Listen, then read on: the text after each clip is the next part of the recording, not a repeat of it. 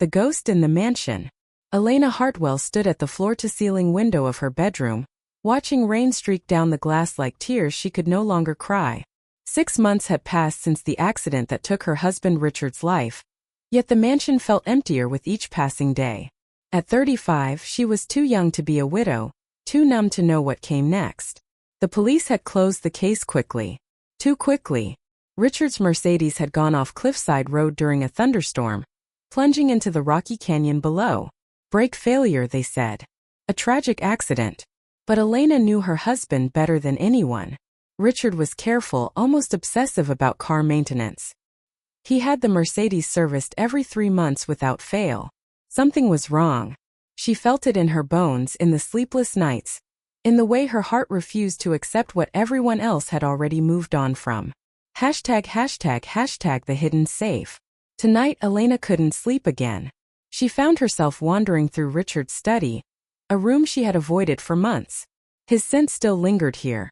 Expensive cologne mixed with old books and coffee. She ran her fingers along the leather chair where he used to sit late into the night, working on deals that made millions. What had he been working on those final weeks? He had seemed distracted, worried even. Elena had asked him several times if something was wrong, but Richard always smiled and kissed her forehead, assuring her everything was fine. But everything was not fine. Elena's hand brushed against the bookshelf, and one of the volumes shifted oddly. Her heart began to race. She pulled the book fully and heard a soft click. A section of the wooden panel behind the book swung open, revealing a small safe she never knew existed. Her fingers trembled as she tried the combination. Their wedding date. Nothing. She tried Richard's birthday, their anniversary, even his mother's birthday. On the 5th try, desperate, she entered the date of his father's death. The safe clicked open. Inside lay a single item. A small USB drive with a piece of tape on it. In Richard's handwriting were 2 words. Trust Stone. ###midnight visitor. Elena had just plugged the USB into her laptop when the doorbell rang. At midnight. She froze, her heart hammering against her ribs. The security system showed a man at the gate, tall, broad-shouldered, with dark hair and a worn leather jacket. He looked dangerous. She pressed the intercom button with shaking hands. "Who are you?" "It's midnight." The man looked directly at the camera. His face was rugged, weathered by sun and something deeper, pain perhaps. "My name is Marcus Stone. Your husband hired me 3 weeks before he died. I need to talk to you about his murder." Murder. The word hit Elena like a physical blow. She had suspected, wondered, feared. But hearing it spoken aloud made it real. "How do I know you're telling the truth?" she demanded, though her hand was already moving toward the gate release button. "Check the USB drive," Marcus said quietly. "If you found it, my name is probably on it. I'm guessing it says Trust Stone. I'm the stone you're supposed to trust." Elena's breath caught. She looked at the tape on the USB drive, at Richard's handwriting, then back at the man on the screen. Something in his eyes, a grief that matched her own, made her decision. She opened the gate.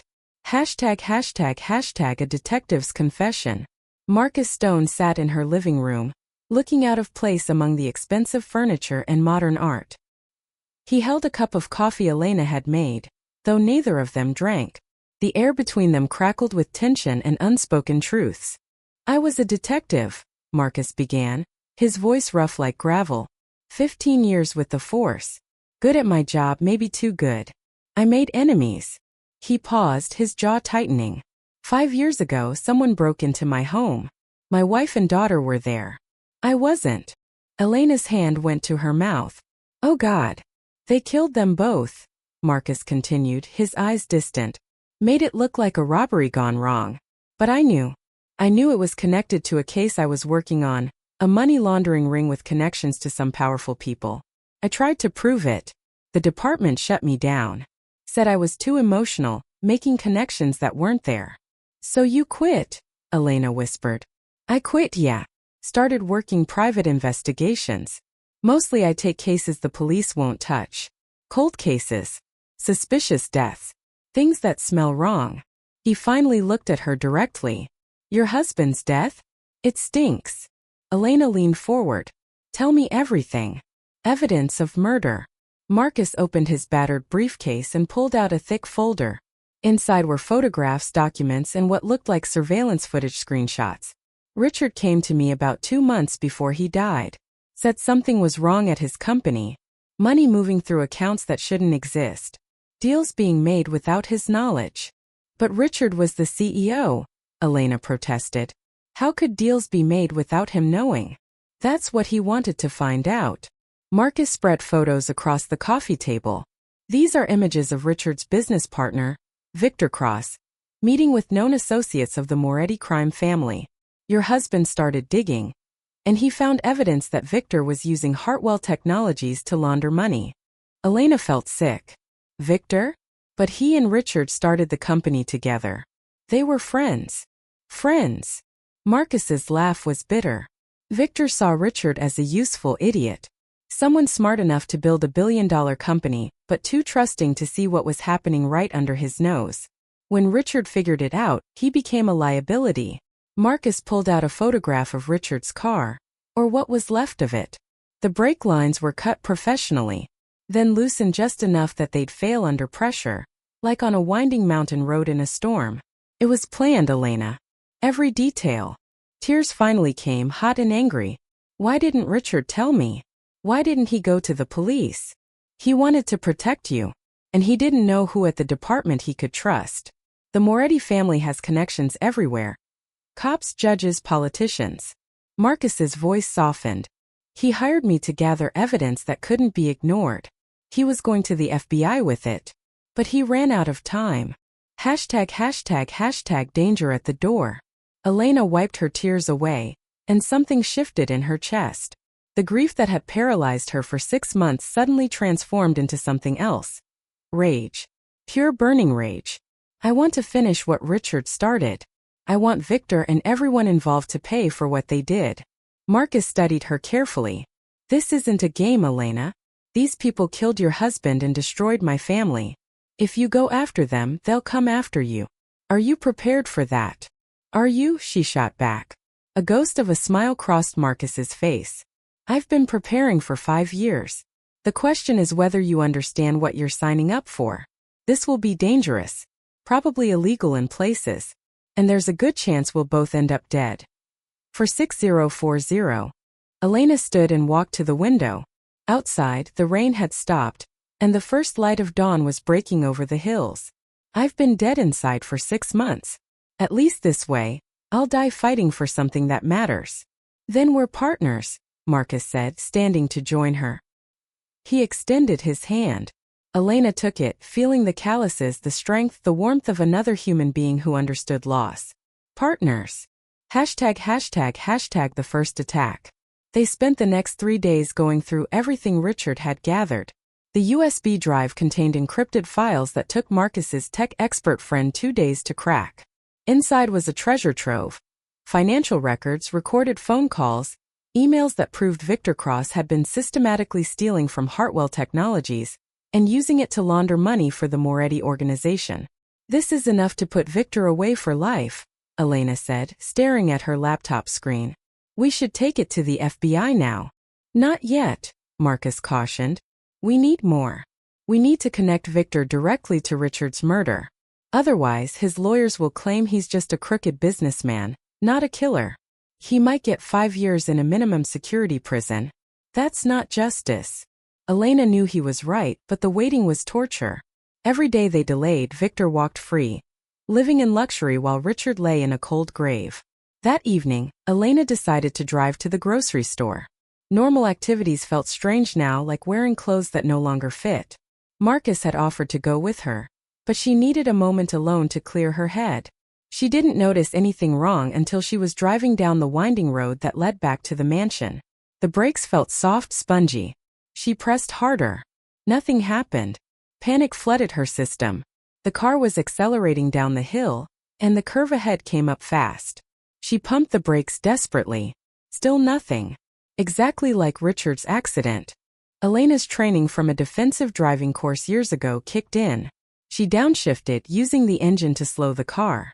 The transmission screamed in protest. She yanked the emergency brake, and the car went into a spin. The world became a blur of trees and pavement and sky. Elena gripped the wheel, trying to control the spin, trying to keep the car on the road. She could see the guardrail rushing toward her, the same guardrail Richard must have seen in his last moments. Then a truck slammed into her passenger side, hard enough to stop her spin but controlled enough not to crush her. Her car came to rest against a tree, and Elena sat there, shaking, unable to move or think. #### saved by Stone. The driver's door was yanked open and Marcus was there, his face pale with fear and fury. "Are you hurt? Elena, look at me. Are you hurt?" She shook her head, though she wasn't entirely sure. "My brakes, they failed. Just like Richard's." "I know. I checked your car this morning and everything was fine. Someone got to it while we were inside working." Marcus's jaw clenched. "They know you're investigating. This was a warning, or an attempted execution." He helped her out of the car, and Elena's legs nearly gave out. Marcus caught her, strong arms wrapping around her, and for a moment she let herself collapse against his chest. She could hear his heart racing as fast as her own. "I've got you," he said quietly. "I've got you." Elena pulled back and looked up at him. In that moment she saw beyond the rough exterior to the man underneath. Someone who had lost everything but was still fighting. Someone like her. "They just made this personal," Elena said, her voice steady despite her shaking hands. Marcus smiled, and it was fierce and wild. "It was always personal. Now we make them regret ever touching what's ours." #### the vow. Back at the mansion, after the police had been called and had dutifully noted another mechanical failure, Elena and Marcus sat in the study. The weight of what had almost happened hung heavy in the air. "They'll try again," Marcus said. "Victor knows you found something. He can't afford to let you live." "Then we move faster," Elena replied. "We stop being careful and start being aggressive." Marcus looked at her with newfound respect. "You've changed. When I met you 3 days ago you were broken. Now you look ready to burn the world down." "Maybe I am," Elena said softly. "Richard always said I was too gentle for business. Too trusting. Too kind." She met Marcus's eyes. "But you know what? Kind people can become dangerous when you hurt what they love." Marcus reached across the table and took her hand. It was the first truly intimate gesture between them, and Elena felt something shift. A connection forming that went beyond their shared mission. "We do this together," he said. "All the way to the end. Whatever that looks like." "Together," Elena agreed, squeezing his hand. Neither of them knew then how much they would come to depend on each other. How the mission for justice would become tangled with something neither expected. Love growing in the darkest soil. A connection forged in fire and rage and the determination to make evil pay. But they would find out. Victor Cross had declared war. And Elena Hartwell, former trophy wife, grieving widow, and now warrior for justice, was going to make sure he regretted it. The story was just beginning. #Hearts of Iron. A widow's quest for justice. Breaking the code. The morning after the break incident, Elena woke to find Marcus already awake, sitting at Richard's desk with 3 computer screens glowing in the dim light. His eyes were bloodshot, and an empty coffee pot sat beside him. "Have you slept at all?" Elena asked, pulling her robe tighter against the morning chill. "Sleep is overrated," Marcus replied without looking up. "Besides, I found something. The encrypted files on Richard's USB? They're not just financial records. Your husband was clever. He embedded video files inside the spreadsheets." Elena moved closer, her heart racing. "What kind of videos?" Marcus clicked a file and grainy security footage filled the screen. The timestamp showed 3 months before Richard's death. The location appeared to be a private office. 2 men sat across from each other, Victor Cross and a man Elena didn't recognize. Marcus turned up the volume. Victor's voice came through clearly. "The shipment from overseas clears customs next week. The senator's been paid off. We route it through Hartwell's shipping subsidiary, clean the money through the tech contracts, and everyone gets their cut." The other man leaned forward. "And Richard? What if he figures it out?" Victor's laugh was cold. "Richard thinks with his heart, not his head. He trusts me. Always has. If he becomes a problem..." Victor made a cutting gesture across his throat. We handle it. Elena's hands gripped the back of Marcus's chair so hard her knuckles turned white. He planned it. He planned Richard's murder months in advance. And we have him on video saying it, Marcus said grimly. This is the evidence we needed. But there's more. He opened another file. Richard documented everything. Shipment records, bank transfers, communications with the Moretti family. He built an entire case against Victor and his criminal network. Elena felt tears streaming down her face, but they weren't tears of sadness anymore. They were tears of rage and pride. My husband died trying to do the right thing. And we're going to finish what he started, Marcus said, finally looking at her. Something passed between them in that moment. An understanding deeper than words. They weren't just investigating partners anymore. They were two people bound by loss, by purpose, by a growing connection neither could deny. #### the charity gala. 2 weeks later, Elena stood in front of her mirror, barely recognizing herself. The black dress hugged her curves, expensive jewelry glittered at her throat, and her hair was styled perfectly. She looked like the society wife she used to be, polished, elegant, untouchable. But inside she was a weapon preparing to strike. You don't have to do this, Marcus said from the doorway. He wore a server's uniform, complete with a white jacket and bow tie. He would be working the gala undercover, staying close to Elena without drawing attention. Yes, I do, Elena replied, meeting his eyes in the mirror. Victor hosts this charity event every year. Half the city's elite will be there, including politicians, judges, and probably some of his criminal contacts. It's the perfect opportunity to get close to him. It's also the perfect opportunity for him to hurt you, Marcus said quietly. We know he tried to kill you once. What's to stop him from trying again? Elena turned to face him. You're going to be there watching my back. Just like I'll be watching yours. Marcus closed the distance between them, reaching up to adjust her necklace with gentle fingers. The touch sent electricity through Elena's skin. I can't lose anyone else, he whispered. Not again. Elena placed her hand over his. You won't. We're going to walk in there. Plant those surveillance devices in Victor's office and walk out. Simple. Nothing about this is simple, Marcus said, but he smiled slightly. But I like that you think it is. #### playing with snakes. The Pinnacle Hotel ballroom glittered with crystal chandeliers and expensive dresses. Elena moved through the crowd with practiced grace, accepting condolences about Richard that felt hollow now that she knew the truth. Everyone here thought her husband died in an accident. How many of them knew otherwise? Victor Cross held court near the bar, surrounded by admirers and business associates. He looked exactly as he always had. Handsome in an expensive suit, silver hair perfectly styled, warm smile that never reached his cold eyes. When he saw Elena, his expression shifted to one of calculated sympathy. Elena, my dear, Victor said, moving toward her with open arms. I'm so glad you came. Richard would have wanted you to continue engaging with the community. Elena accepted his embrace while her skin crawled. This man had ordered her husband's death. He had tried to kill her. And now he was pretending to care. Thank you, Victor, she said, keeping her voice steady. Actually, I was hoping we could talk privately. About Richard's shares in the company. I need to understand the business better. Victor's eyes flickered with something: suspicion? Interest? Before his smooth mask returned. Of course.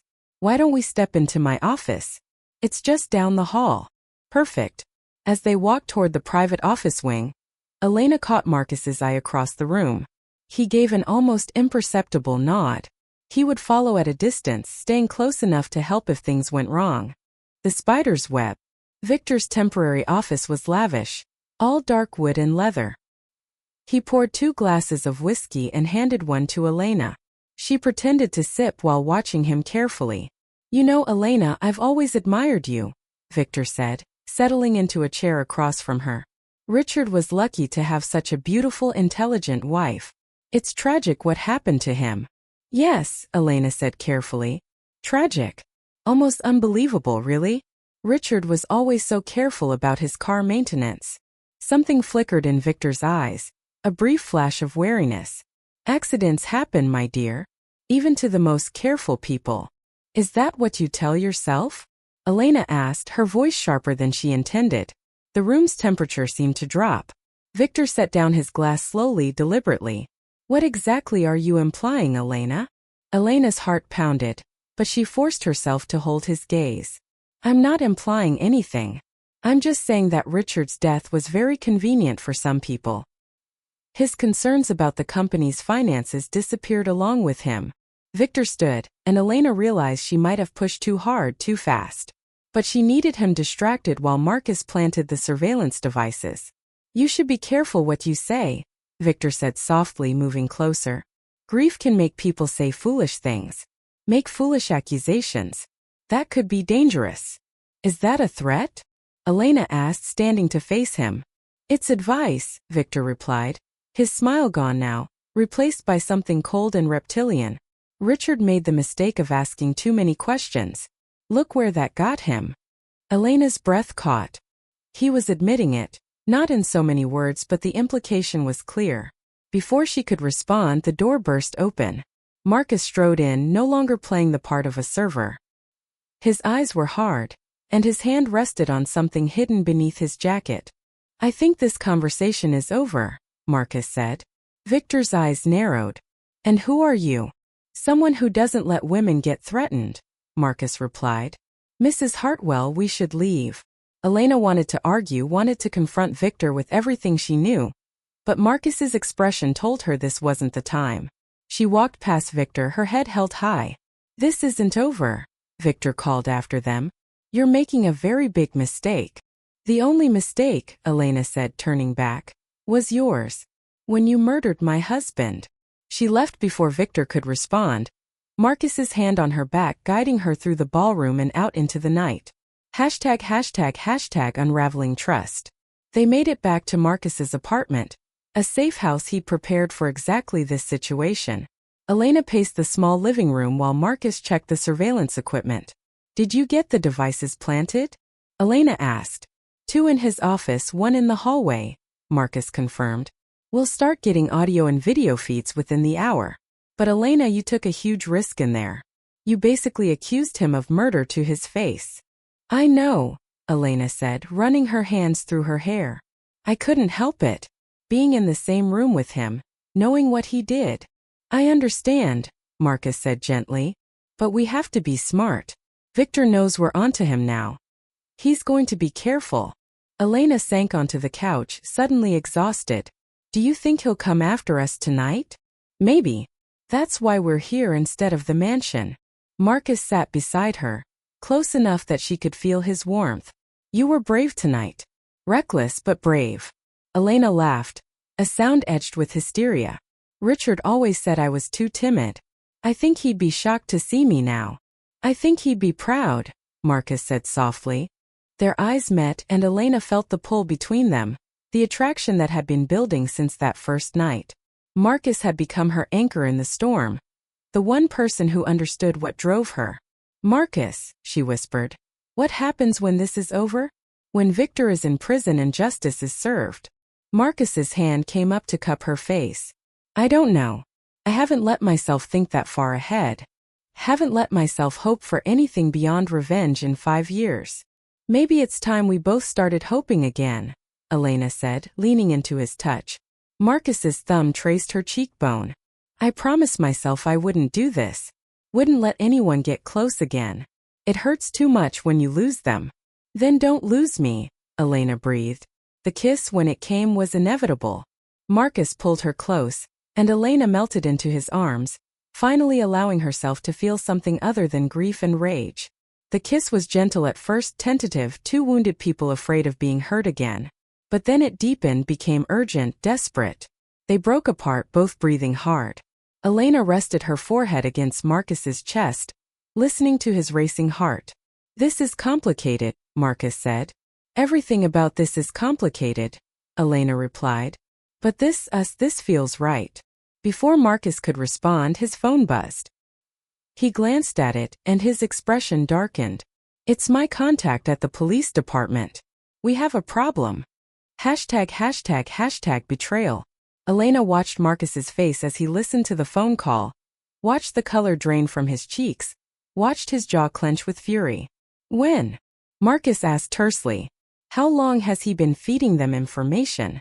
A pause. I see. Thank you. He ended the call and looked at Elena with eyes full of anger and something else, grief. What is it? Elena asked, fear creeping into her voice. James Morrison, your lawyer, Marcus said slowly. He's been working with Victor Cross. Has been since before Richard died. The words hit Elena like a physical blow. James had been her husband's lawyer for 15 years. Had helped them buy their home, set up their wills, handle every legal matter. She had trusted him completely. How do you know? She whispered. My contact ran a check on everyone connected to Richard's case. Morrison's been receiving payments from a shell company connected to Victor. Large payments, Elena. He's been Victor's inside man, probably reporting on Richard's activities before the murder and now reporting on our investigation. Elena felt sick. He knows everything. Every move we've made. Every piece of evidence we have. Marcus nodded grimly. And he's probably telling Victor right now that we have the video files and surveillance equipment. As if on cue, there was a sharp knock at the apartment door. Both Elena and Marcus froze. Marcus Stone, a voice called. James Morrison's voice. I know you're in there. We need to talk. Marcus drew his gun and motioned for Elena to stay back. He moved toward the door silently, professionally. What do you want, Morrison? To make a deal, James called through the door. Victor knows what you have. He's willing to pay you both to disappear. A lot of money. Enough to start over somewhere far away. We're not interested, Marcus called back. Then I'm afraid you've made a fatal mistake, James said, and his voice had gone cold. The door exploded inward in a spray of wood splinters. James Morrison stood there with a gun in his hand, his face twisted with greed and fear. Behind him were two large men, hired muscle. Victor wanted to handle this quietly, James said, pointing his gun at Elena. But you two just couldn't let it go. Now we do this the hard way. Fight or flight. Everything happened fast.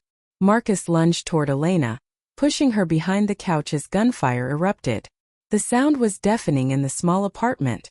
Glass shattered, wood splintered, and Elena screamed despite herself. Marcus returned fire, his shots precise and controlled. One of the hired men went down. The other dove for cover behind the overturned table. Elena! Marcus shouted. The bedroom window. Go! But Elena couldn't move. Couldn't leave Marcus to face three armed men alone. Her hand found the lamp beside the couch, and she threw it with all her strength at James Morrison. It connected with his head, and he stumbled backward, cursing. The distraction was enough. Marcus took down the second hired man with 2 shots. But James had recovered, and he fired wildly in Elena's direction. Pain exploded in Elena's shoulder, hot and sharp. She fell backward, her hand going to the wound. Blood seeped between her fingers. Elena! Marcus's voice was anguished. He fired at James, but his shot went wide as he rushed toward Elena. James took advantage, aiming his gun at Marcus's back. Something primal surged through Elena. The same thing that had kept her species alive for thousands of years. The instinct to protect what was precious. She grabbed the gun that had fallen from the first hired man's hand, raised it with shaking hands and fired. The shot took James Morrison in the chest. He looked down at the spreading red stain, his expression one of surprise, then collapsed. The apartment fell silent except for Elena and Marcus's harsh breathing. Marcus knelt beside her, his hands immediately applying pressure to her shoulder wound. You're okay. It went through clean.